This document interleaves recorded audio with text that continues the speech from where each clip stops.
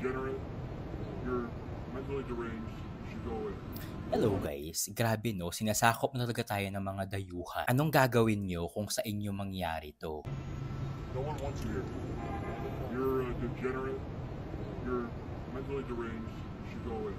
Ang sabi sa caption ng viral video na to, nanahimik lang daw sila nang bigla silang nilapitan nitong kano na to at kung ano-ano na ang pinagsasabi sa kanila. So, ang story time nung isa sa mga naharas ng kano na to, bumaba daw sila sa condo nila para kunin or pick upin yung grab food nila. Unfortunately, nag-cancel daw yung grab food nila. So, nakatambay talaga sila sa baba ng condo nila nang mangyari to. And while waiting daw na i-refund yung binayad nila sa nag-cancel na grab food nila, nag-decide daw yung isa nilang content creator na friend na mag-runway walk muna habang siya ay binivideohan. And background lang, runway walk talaga yung mga kadalasan na kinokontent nila tulad netong video na to. Ayan.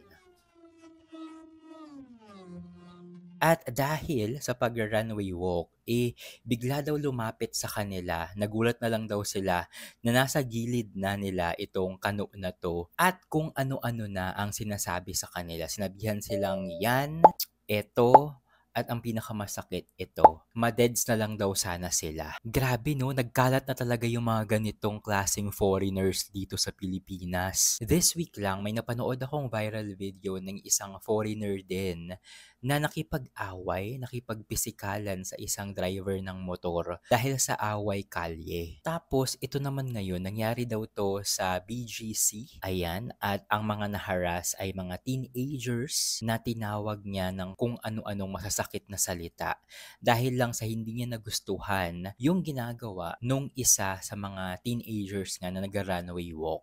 At na-upload itong viral video na to 3 days ago at ngayon ay humahakot pa rin to ng mga reaction, mga comments galing sa mga galit na netizens.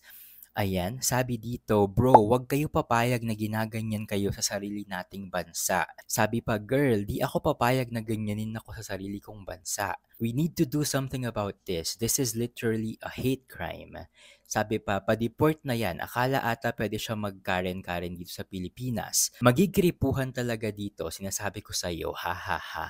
And may mga nagme-mention din sa mga senators at sa embassy para daw magawan ng paraan or para ma-deport itong foreigner na to. Ayan, sabi, hello Immigration PH, please look into this, ganyan-ganyan. So, sana no, with the help of social media, magawan ng paraan, maaksyonan agad itong mga ganitong klaseng videos ng mga foreigners na nagtatapang-tapangan, nagyayabang-yabangan dito sa Pilipinas at inaalipusta yung mga Pilipino na nakatira dito. Sana ay hindi ma-tolerate yung mga ganito dahil the more na tinotolerate or pinapabayaan yung mga ganitong actions ng mga foreigners sa Pilipinas na gawin ito paulit-ulit na lang. Kung walang gagawin ang gobyerno tungkol dito sa mga ganitong klaseng foreigners. Kayo ba? Ano ang gagawin nyo kung maka-experience kayo ng ganitong kayabang na foreigners dito sa Pilipinas? Comment down below.